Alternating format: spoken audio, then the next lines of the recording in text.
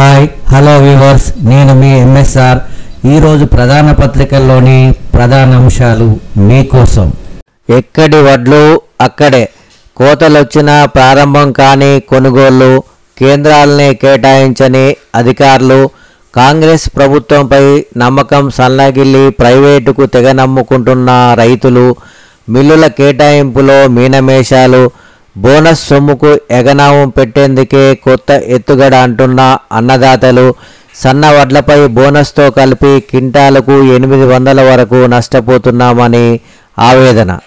రైతు నెత్తిన మోదీ పిడుగు, ట్రంప్ ఒత్తిళ్లకు తలొగ్గిన ప్రధాని, అమెరికా పంటలకు తెరుచుకోనున్న తలుపులు, మక్కా సోయాబీన్పై ఆంక్షల సడలింపు యోచన, రైతులకు శరాఘాతంగా మోదీ సర్కార్ చర్యలు, కేంద్ర సర్కారుపై మరో యుద్ధానికి అన్నదాతలు సిద్ధం.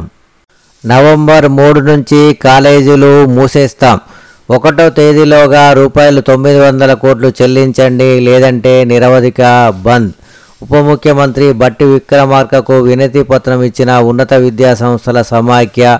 ₹1,200 కోట్లలో ఇంకా ₹900 కోట్లు పెండింగ్లో ఉన్నాయని సమాఖ్య ప్రతినిధులు వెల్లడి. గత్యంతరం లేని పరిస్థితుల్లోనే కళాశాలల బంద్కు నిర్ణయం తీసుకున్నట్లు వివరణ. సొమ్ము సర్కారుది, సోకు రైసు మిల్లర్లది, ప్రభుత్వానికి అప్పజెప్పాల్సిన సీఎంఆర్ బియ్యంతో వ్యాపారం, విజిలెన్స్ దాడులతో విరుచకపడుతున్న పౌర సరఫరాల శాఖ, స్థానిక అధికారులపై రాజకీయ ఒత్తిళ్లు తెస్తున్న మిల్లర్ల యాజమాన్యాలు. భారత్ అమెరికా వాణిజ్య ఒప్పందం, రష్యా చమురుకు బ్రేక్, భారత్ అమెరికా మధ్య వాణిజ్య ఒప్పందాల ఖరారుకు రంగం సిద్ధం. భారత ఉత్పత్తులపై 50% నుంచి 15% సుంకాలు తగ్గించే అవకాశం. ఇంధనం, వ్యవసాయ రంగాలే ఈ ఒప్పందంలో కీలకం.